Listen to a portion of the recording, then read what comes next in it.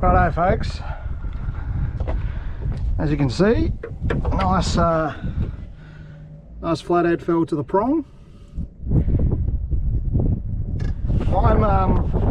I'm constantly amazed at how many times I'll cover a piece of ground throwing one type of lure. I'll just put that up there and not get a tap, not get a touch. Oh, he's got a bit of fire about him. I'll put him back in just a sec. There he is there. Nice little Fraser Coast flathead. Hopefully, I'm trying to find mum. Trying to find the big ones.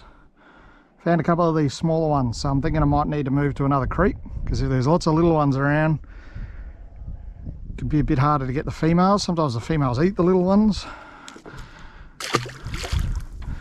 He's away. So I've come into this creek as the tide's coming in, and I've thrown the lures at the back there. So the semi-hards vibe, a prawn imitation, paddle tail soft plastic, and I've just mixed them as I've come down this creek using a couple of different variety of retrieve, single hop, slow roll, all that sort of stuff.